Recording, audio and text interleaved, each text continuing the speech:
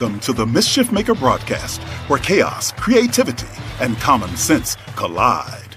Your host, Joel Freeman, was kicked out of high school in Alberta, Canada.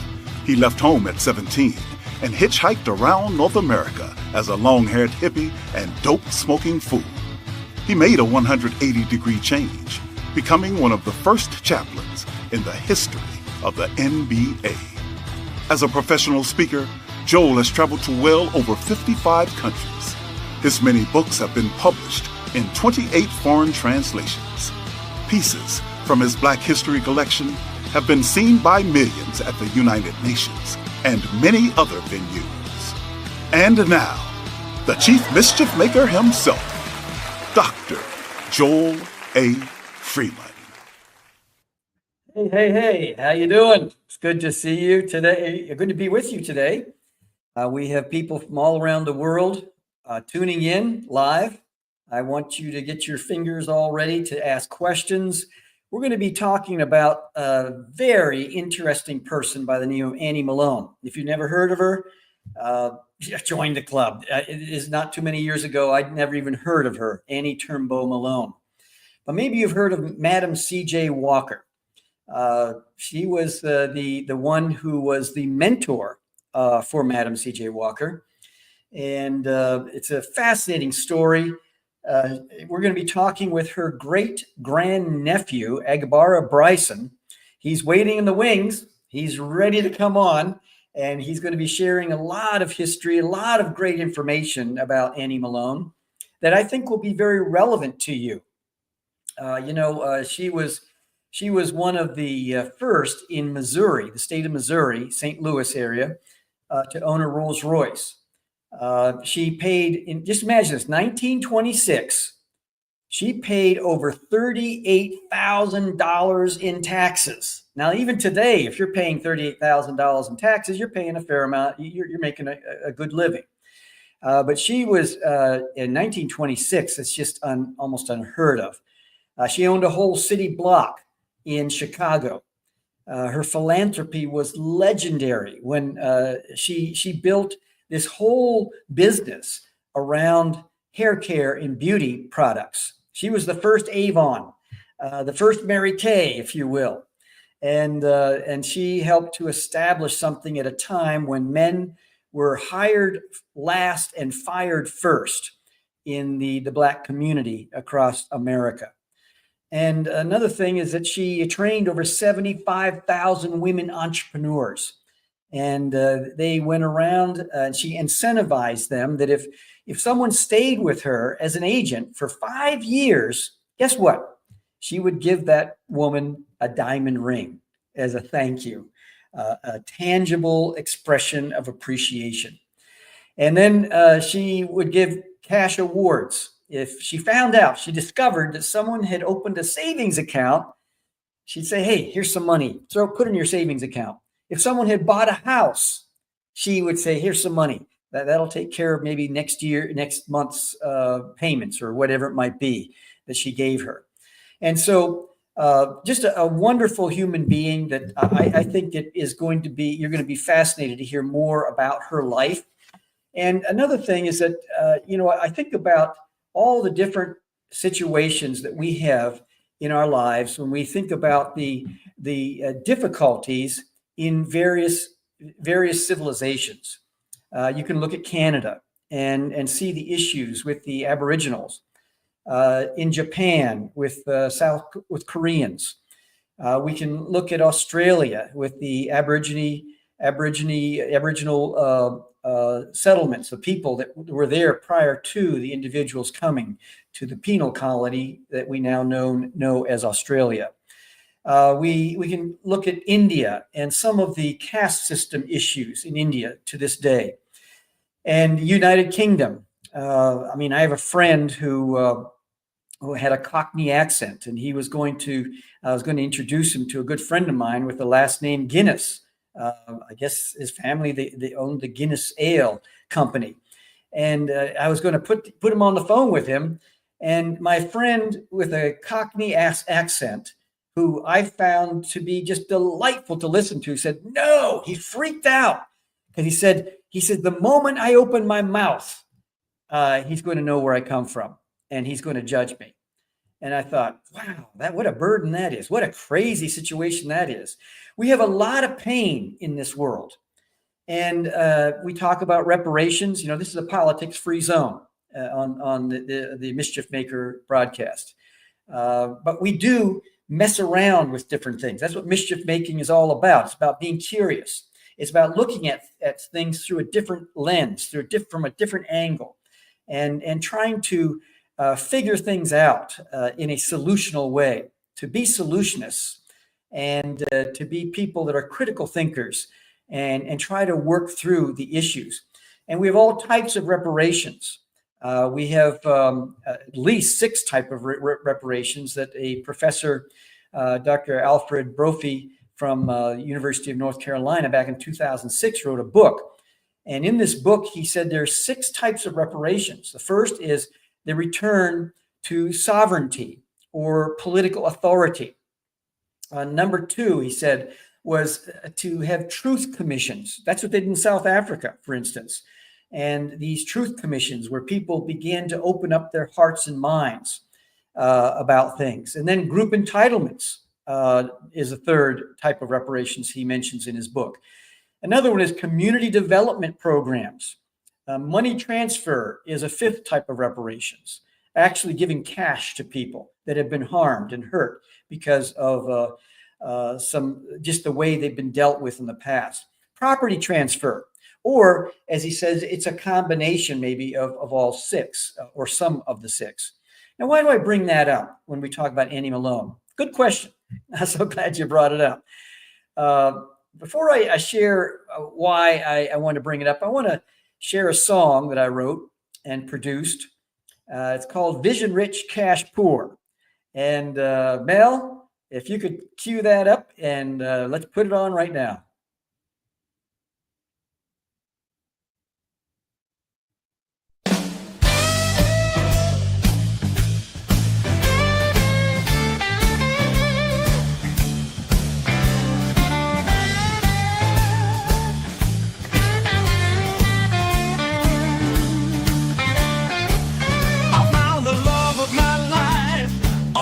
So fine.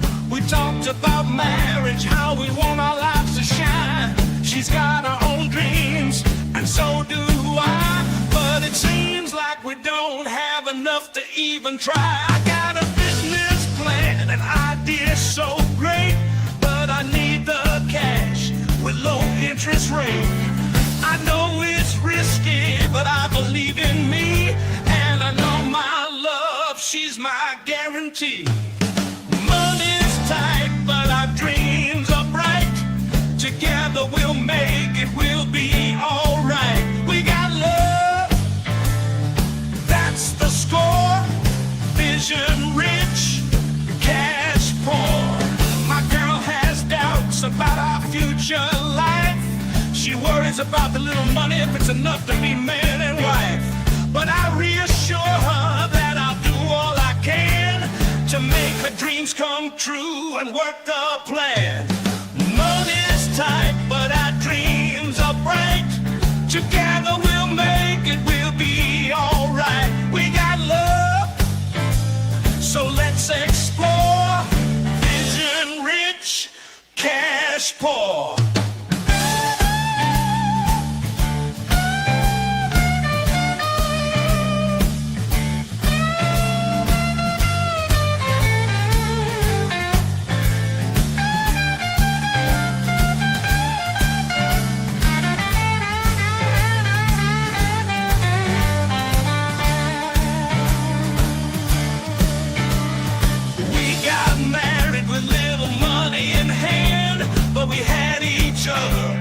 And that was the plan.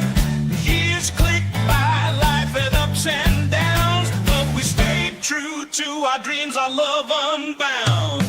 Money's tight, but our dreams are bright.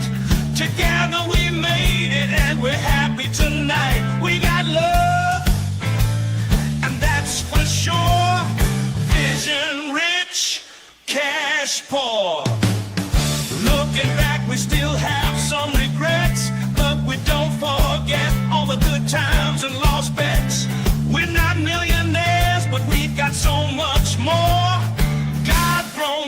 in each other that's worth living for.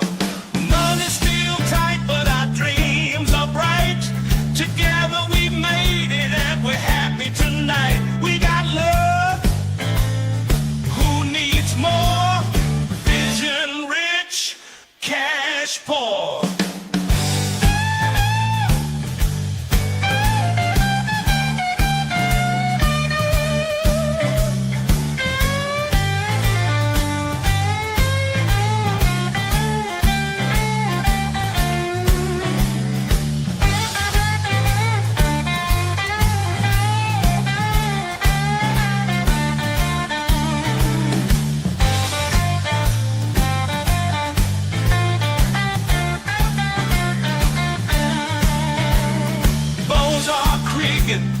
Got a new knee, but young at heart with our love as the key. Crazy about each other, and that's worth more. Still vision rich, cash poor.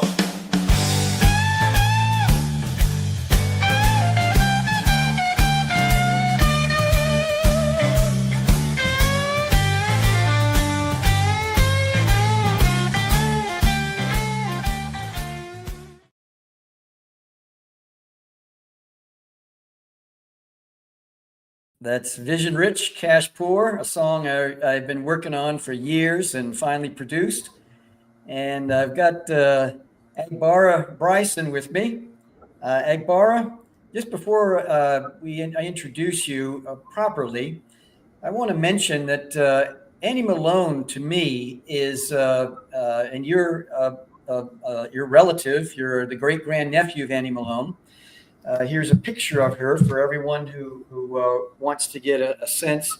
She owned this property, built it in St. Louis, Missouri, and just a tremendous person in so many different ways. Here we have the product line that she had. We can see some Poro swag.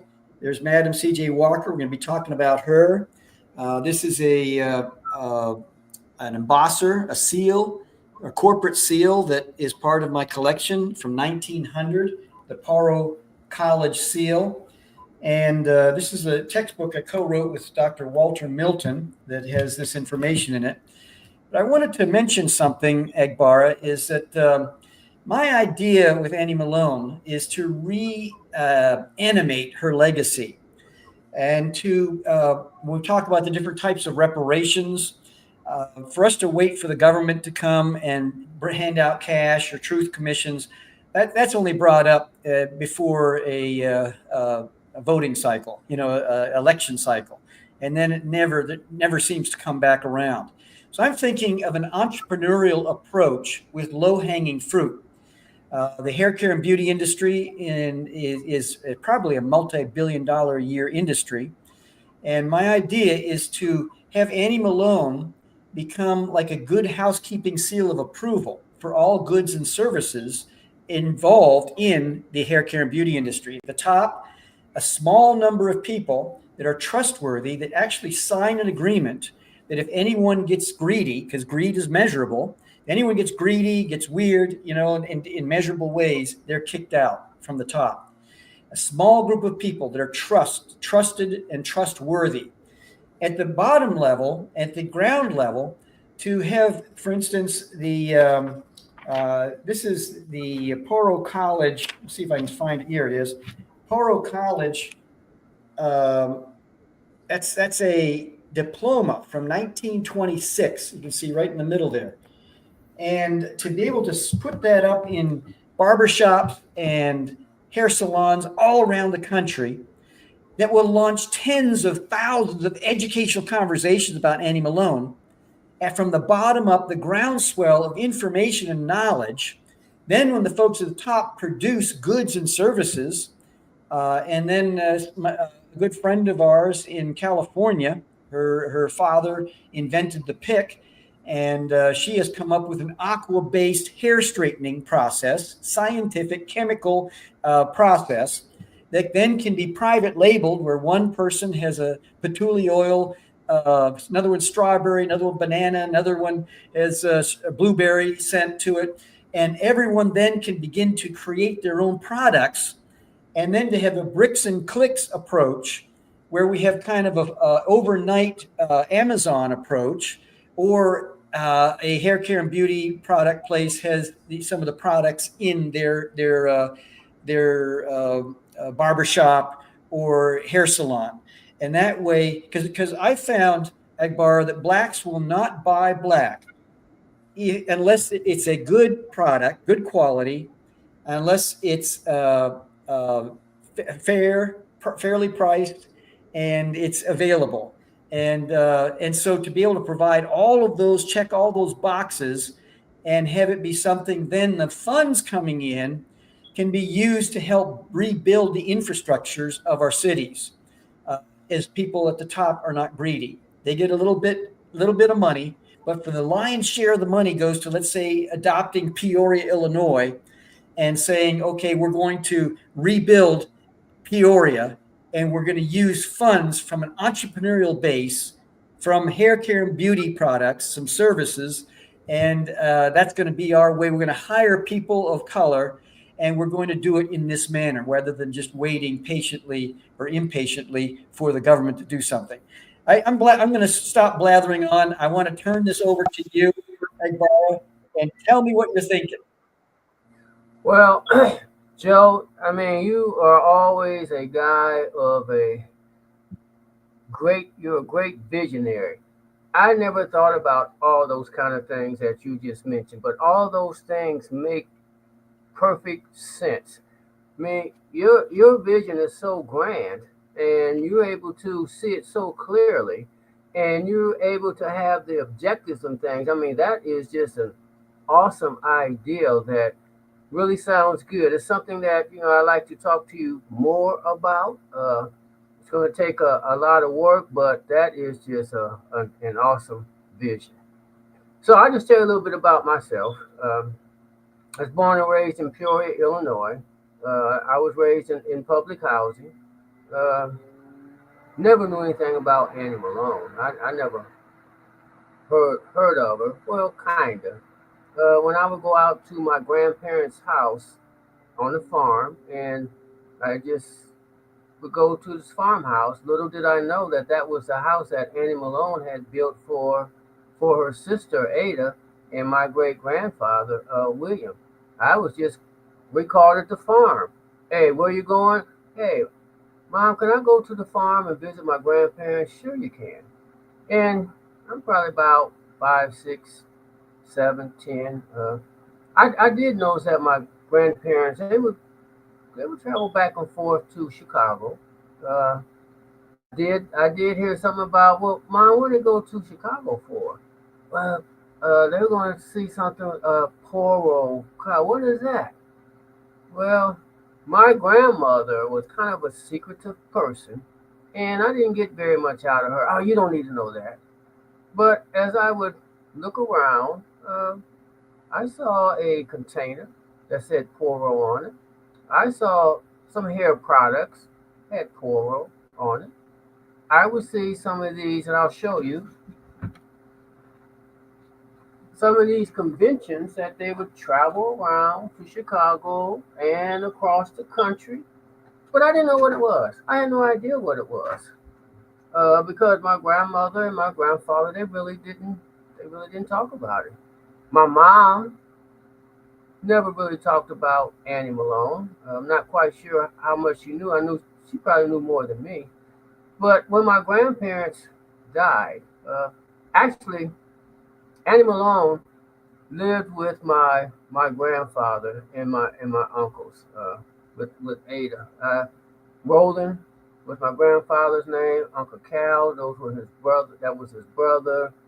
Uncle Earl, uh, Milo, all those individuals. Milo, though, he was a Turnbo. But Annie Malone lived with the Moody's. Now I really don't know that much about the Moody's. I look at pictures and things. I think they came from Tennessee, and they were involved. They were church people. As I look at their pictures and things, they look very aristocratic. Uh, so I really didn't know them that well, but I do know that Annie Malone and my grandfather and his brothers and Annie Malone's nieces were very, very, very close. I didn't realize all that till after the death. My grandmother, Frances, and my grandfather, Roland, after Annie Malone's death, they became the executors of Poro and carried it on till it was sold in 1992. But upon their death, they brought all of these papers and pictures and artifacts and things on Poro College. Pictures of Annie Malone, letters that Annie Malone wrote to my uncles, postcards. There was so much stuff, Joe, that it filled up the garage. And to my mom and my daughter, since we really didn't know what we really had, threw a lot of that stuff away. So I don't know what was in there, but I do know I do have some of the collection that was left. So as I was going through these pictures, and thank goodness, my grandmother, she was a meticulous record keeper. She'd have pictures, she'd have the name of the individuals, she would have the dates, who they were. She had deaths when people died, when people were born. So I was saying, what am I going to do with all this stuff? I mean, I'm not Joe, I'm not like you. I wish I was in terms of your creativity, being able to put things together. But what I started noticing is that I couldn't rest. And Joe, you had mentioned, your creative time is between 11 and 1 and 2. Well, Annie Malone started visiting me between 1, 2, 3, 4 o'clock in the morning. And she started guiding me, saying, look at this material, look at this. It was so much stuff that I really didn't know where to begin. Very, very overwhelming. But as I started going through the things and started seeing this treasure, initially I thought it was junk, but it turned out to be treasure. I started learning who Annie Malone was. Who is this woman? That's my aunt. I wish I would have known about her. I wish I would have read about her. I knew about Madam C.J. Walker, but not Annie Malone. So this became kind of. I remember coming to your house, and you pulled these boxes out and put them on the kitchen table. We're sitting around just looking at these different treasures in these boxes. I was just blown away. Well, that's what they were in, Joe. They were in the garage. Rain, winter, mildew, all those things. I just pulled those things out. I remember going in with my grandson, and I was just looking to the side. So what is that? It had mildew on it. That was Annie Malone's. That was her briefcase. It had Annie Turnbo Malone on there. I said, "Grandson, pull that out."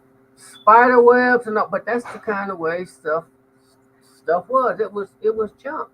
So as I started had to smell the mildew smell, I had to wear a mask and things. But I really learned a lot about Annie Malone. I believe in a principle called ancestral guidance. What I do, I'm kind of like a trainer and educator, involved with the community, work with a lot of individuals, low income, individuals, multiple barriers, workforce development. Had my own program, worked at the college ICC program called Harvesting Dreams, but I thought all that was my ideal. I thought that I was the originator of my path. But as I read about Annie Malone, I wasn't the originator. I was following her path unknowingly. So with that, it helped me form, that many of us are following our ancestors. But Annie Malone, when I learned about her, Joe, I got one of those rings, one of those diamond rings, that 5-year employment. I got all kinds of stuff, and I'm still finding things. But Joel really helped me realize what I had. He was a mentor. He helped me kind of organize things and put things together, and really helped me learn who Annie Malone was. I do know that Annie Malone, throughout her life, uh, she did have 10 brothers and sisters, big family. But when she moved here to Peoria to stay with Ada and William and lived in the house, built the house uh, for them, uh, I did learn that that relationship she formed lasted throughout her life. She didn't have children, but her nephews and nieces were like her children. Mhm. The year that she got divorced, as reading this, she wrote, "Dear nephew Roland, your letter forwarded here to me, and as usual, in the middle of a big program with the orchestra." Now that's another thing. I didn't know she had an all-female orchestra till recently. Mm. But it says I did not here, know that either. yes, all-female orchestra. She had classical uh, musicians in her orchestra. But this is saying here, we're at Bethel Church, windows, say last mile, okay. How will things on the farm, so we call it the farm, that's the house that she built for Ada, turn out this year? So just asked about the farm stuff. But she wrote, each of her nephews, dear niece, 1927, Mm. the year she was going through the divorce, but she never mentioned the divorce. She just wrote the letter saying that I'll see you soon. I miss you, but she never talked about the divorce that she was going through. So all these letters and postcards throughout her life, it was as Annie Malone started to age, when she moved to Chicago, she had sent my Uncle Cal, uh, Grandpa, had sent them to school. And Mm. so some turned out to be lawyers, some turned out to be accountants. They started noticing that Aunt Annie she didn't trust anybody because of the things that happened to her, the divorce, people, lawsuits, multiple lawsuits. But they started noticing that we would call it dementia now, early signs of Mhm. dementia. And so they just started to say, hey, you know what? We're going to have to take over because Aunt Annie is trying to be her own accountant. And that's when the feds Wow. kind of came in. That's when the Oh, kind of wow. feds came. Mm. So, okay, there's a question here. When did Annie first But create hair? Mhm. hey, Bara, we're going to come back to that. We're going to take a break right now Okay, for okay, our okay, sponsor.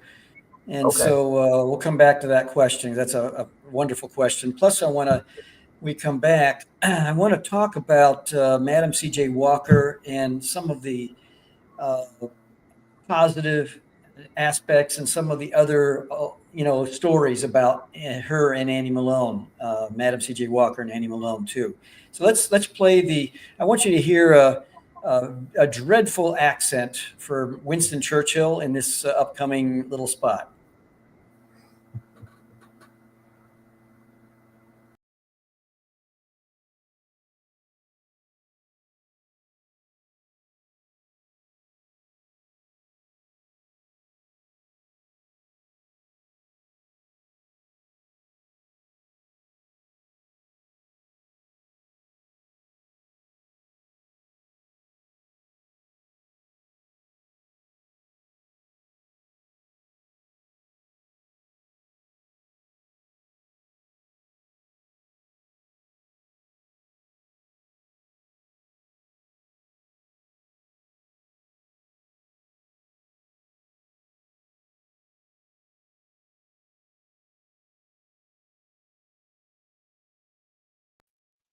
Thank you, Mel. Mel is our producer behind the scenes, and what it was, it's just a something we'll maybe play. Maybe when he gets it figured out, he can send me a little note or something like that, say it's ready to go.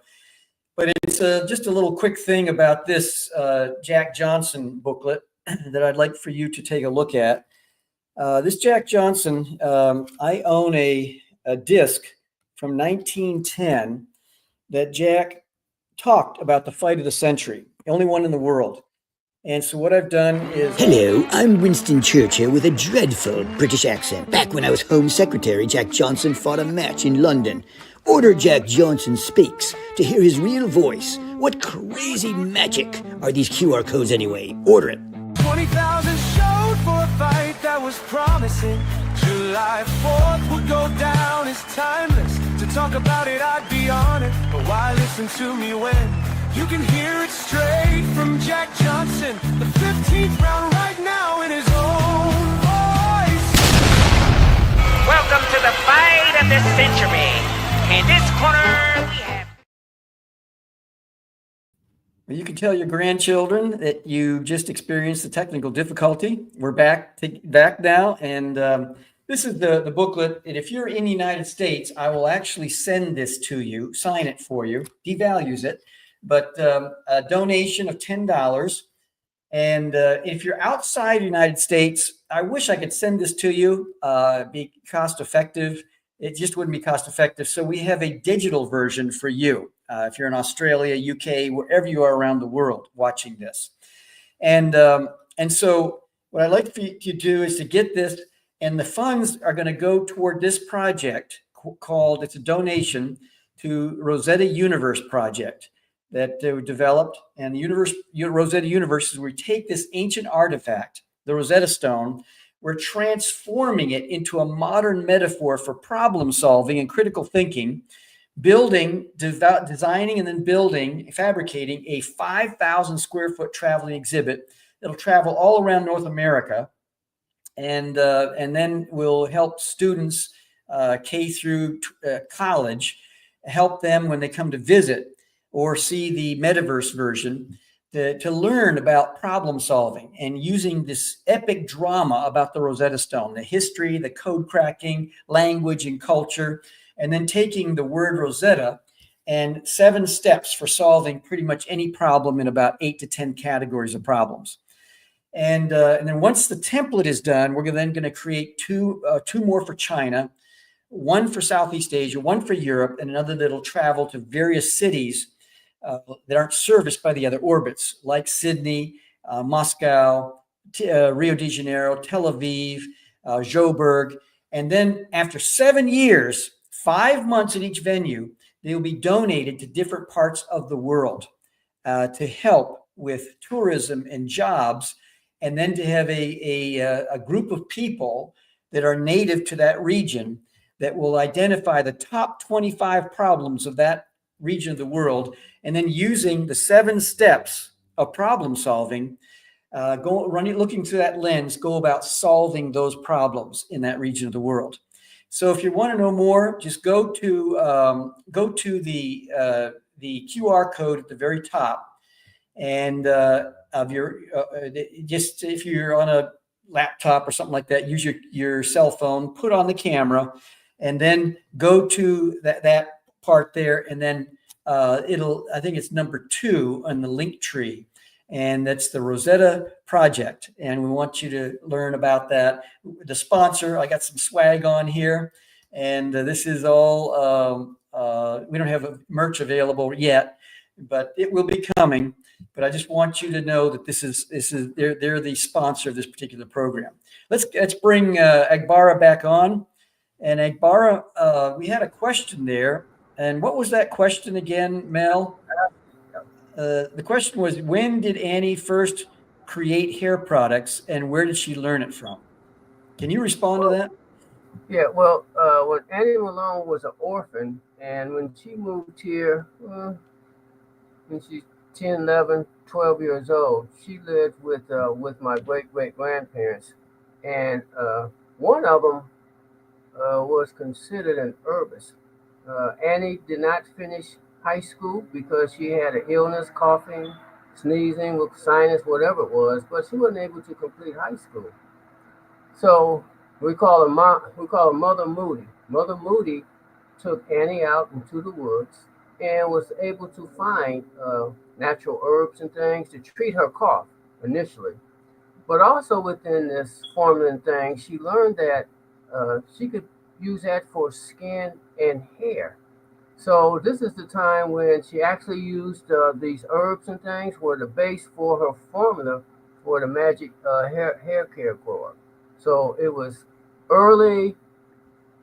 Yes, those became the products and things. But so it was the early late 1900s when she found that. And in 1902, her and her sister they moved, took this product and moved to St. Louis to try to sell it. Well, actually, to sell it, went door to door, and that little thing evolved into this picture that Joe was showing, Poro College.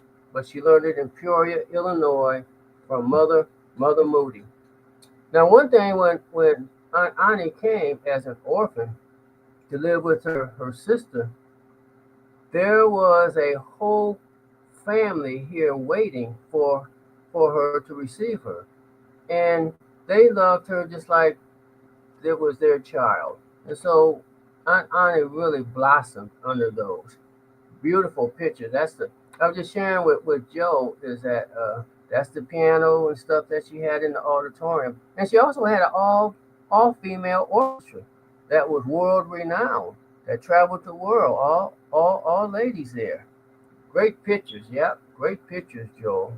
So these are from the book Poro and Pictures, and you can see how in that day how organized that was, and that's high tech, highly organized manufacturing, very very effective uh, concept.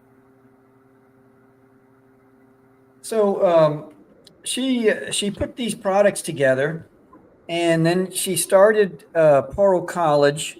She owned the city block in Chicago, but she started in early, like 1905, I think it was.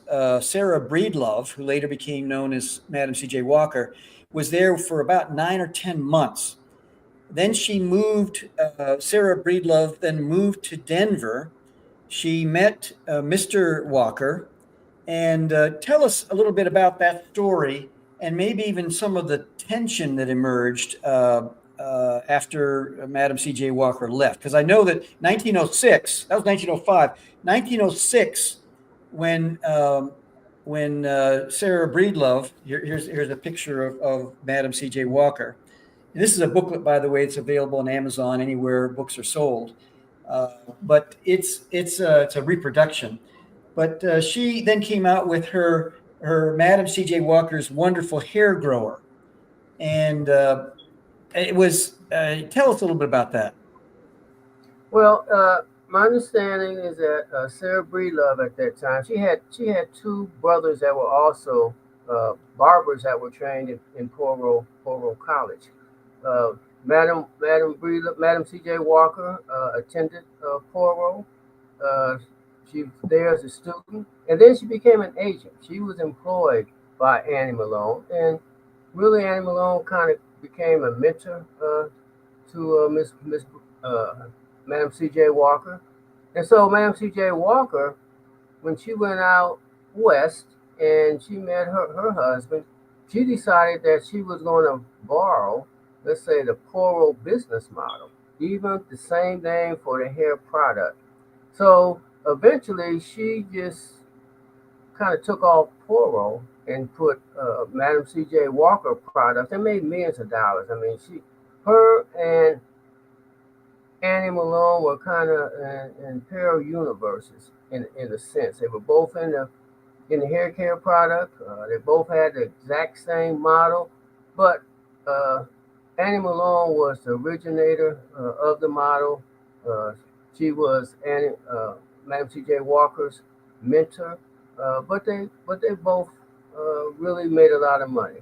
But also, they also kind of became competitors, as as business folks do.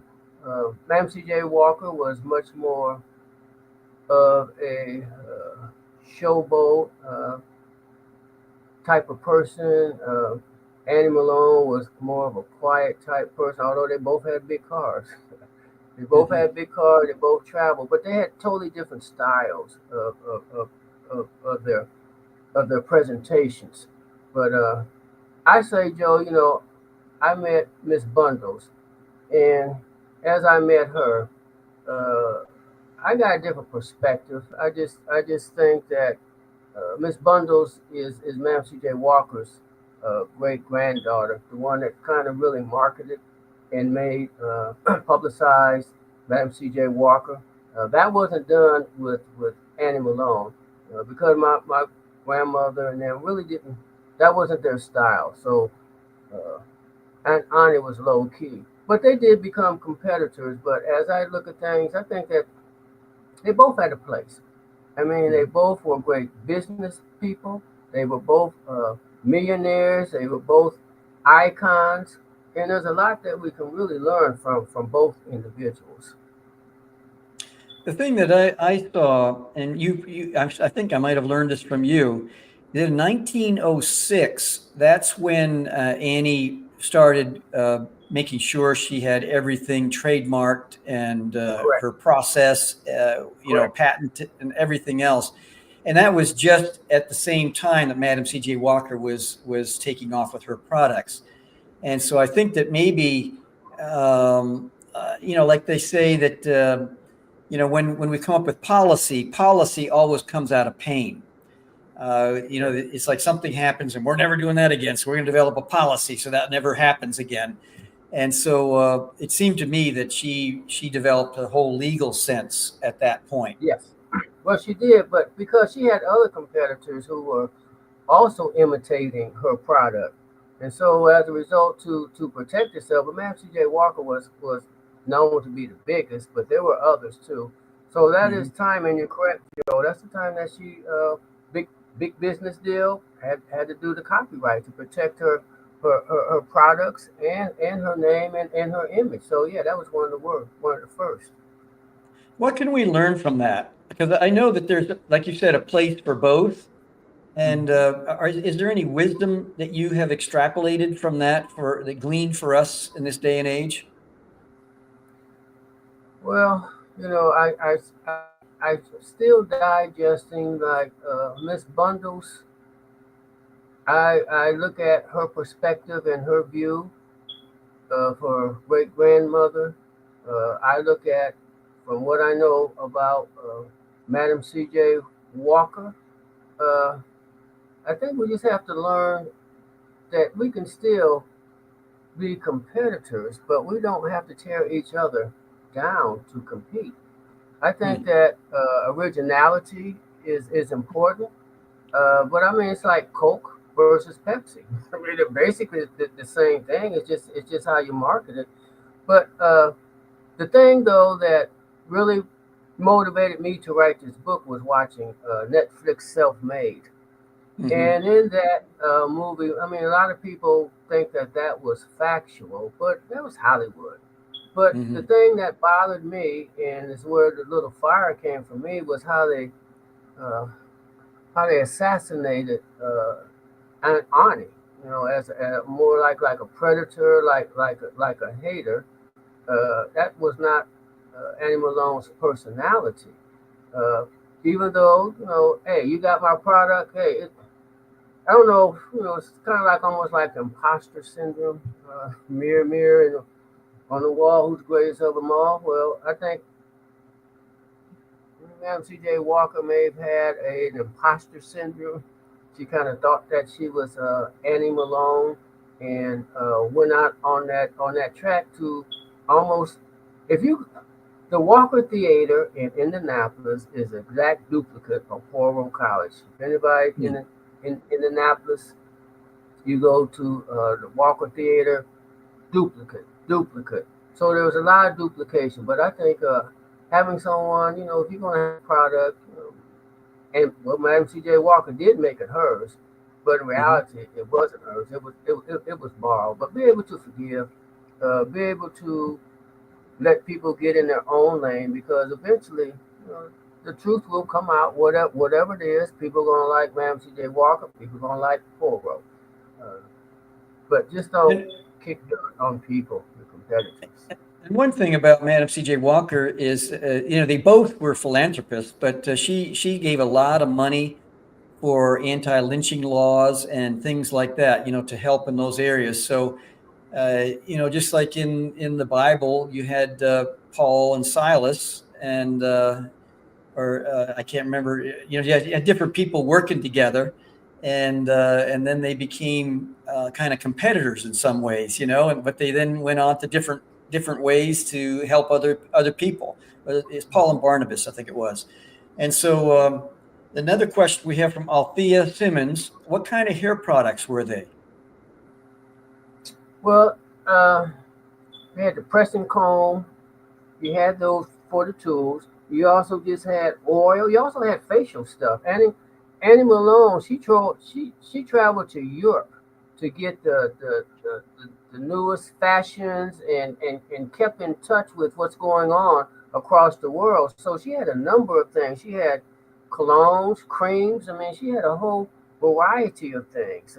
Pressing oil, all those kind of things that Joe is powders, those kind of things that you see. What I remember seeing at when I would visit the farm would be these canisters. It's almost identical. If you ever seen Madam C.J. Walker's, they're identical. But that was hair oil that you would put on.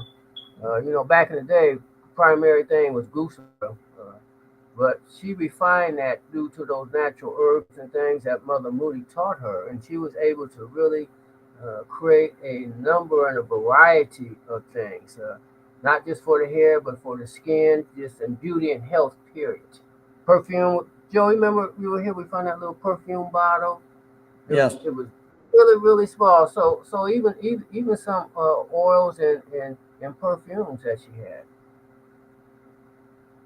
But one of the things too that sets Annie Malone from Madam C.J. Walker was that Annie Malone was a deeply religious person. She really believed in the power of words, prayers. Was a great one of the first servant leaders in that leadership model. Her faith really helped her overcome a lot of trauma. First of all, being an orphan is trauma. Moving from your family into a new house, that's trauma. Loving someone and finding that I always thought, Joel, that I call him Pimp Aaron, always had a 13-year plan. He had a plan in my mind, and his plan was to take over the business. But having someone that you love, that you trust, and That was her husband for that period of time, and they ended up getting being divorced, yes, right? Yeah.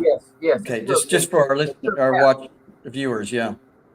Yeah, and took half of her empire, but she never really got over that in the sense of emotionally. But her faith helped her overcome those kind of things. She was in her early days, Joe. I don't know if you know, but she was involved with the church movement. She was a church leader at the age of 14. So she was temperance. She was part of the temperance movement against alcohol and those kind of things. And she incorporated those spiritual principles and foundations in her business as well. Mm-hmm. So that was a distinct difference, as far as I know, from her to Madam C.J. Walker. I know one day I was in St. Louis for another purpose, but I had much of the day, and I put on my GPS. There was a Pine Street. She first started in Pine Street, I think it was, and then she went to Ferdinand, and went several different places. So I went on GPS, and I went to these different sites. Of course, there's different buildings there, different places, but at the St. Ferdinand Street Avenue, I think it is, there's a new building there, but still St. James AME Church is there, and that was her church, right across the street. Yeah, I mean, Annie, and another thing, Joe, Annie stuttered.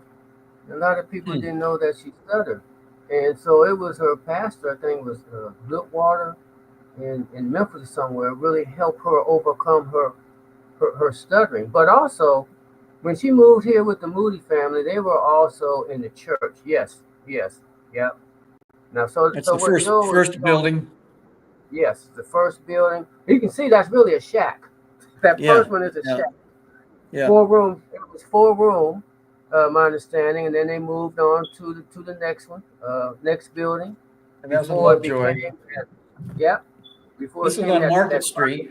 This was on yeah. Market Street in St. Louis.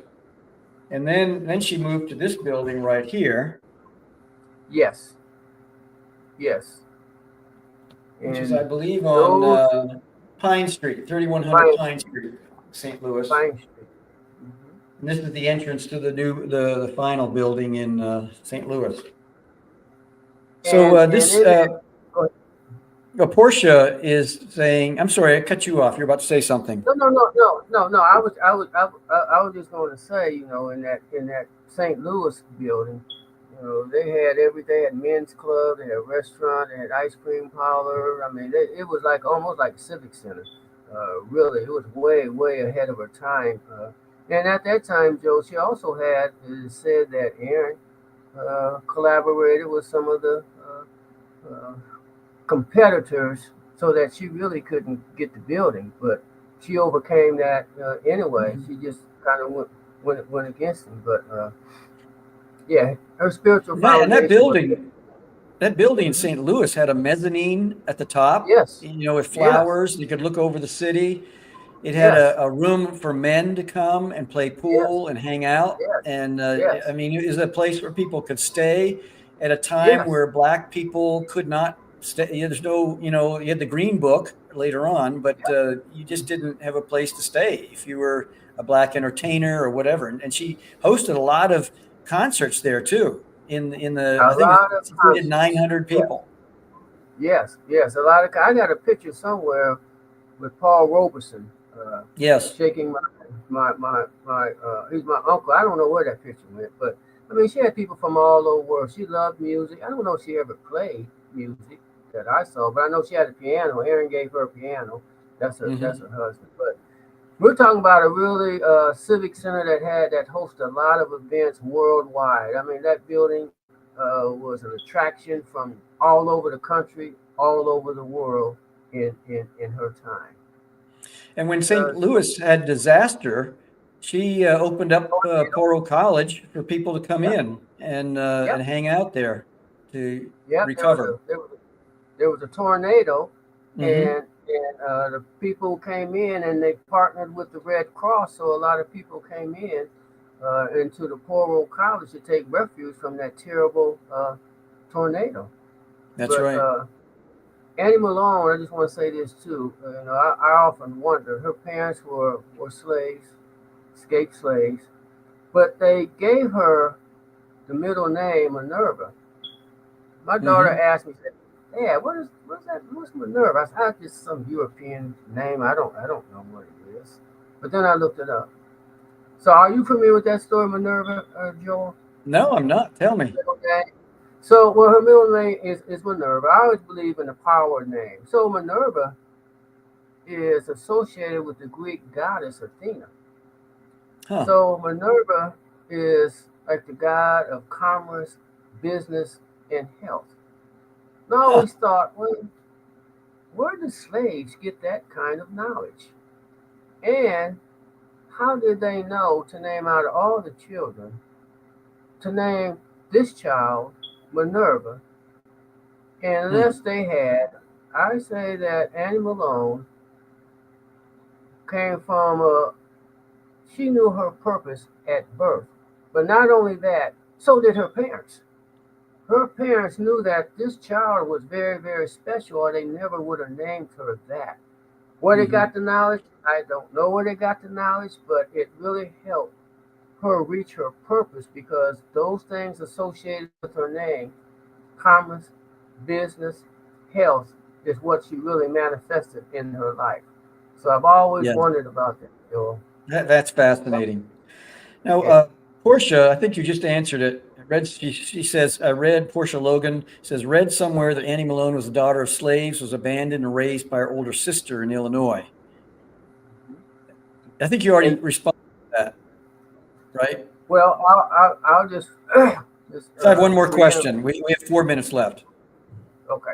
Yeah. She came. Anne Malone came to live in Peoria. Lived with her older sister, married sister, and her sister Ada was married to my great-grandfather, William, and they took her in and they raised her. But there are also a lot of movies here waiting for her to receive her. Mm-hmm. You have a question, Bill? Now, her heyday was in the late teens, in the 20s, till about 27 or so, 1927, Yes. from what I could have studied. And then when she Yes. went through the divorce, she discovered that her husband had not been paying taxes, and that came back to bite her big time. And that's really what brought her down, because she had been such a philanthropist. She had been traveling around helping other people, and she thought that her husband was taking care of the things at home, and he wasn't. He was spending money wildly. He was entertaining. He was just a gadfly, in my opinion. I have zero respect for him as a man, as a human being. But anyway, what happened was that after that, I see pictures of her like in the 30s and the 40s, and her whole body language is stooped over. It's like life beat her up. Could you talk about that? Is that the truth? I mean, in terms of her body language and her just feeling beat up afterwards? Yeah, she never recovered from that divorce. And so this thing of trust and betrayal is like post-traumatic stress for her. And as she aged, when she moved to Chicago, she was 60 years old. So she had to start it all over again. But in that time, though, Joe, from the letters that I read, Aunt Annie, because she didn't trust anyone, she became her own accountant as well. And so she sold the building in St. Louis and bought the poor old block, but didn't pay taxes on it. She did not pay taxes. Her nephews and them started realizing, they started getting letters from the feds, and they would say, "Are you paying taxes?" No, baby, I'm not. Wow. Well, I think we just, Agbara's screen has frozen. And so we're just at the very end of our show. Agbara, if you can hear me, thank you so much for coming on the show tonight. And what a pleasure it is. You're just such a dear friend.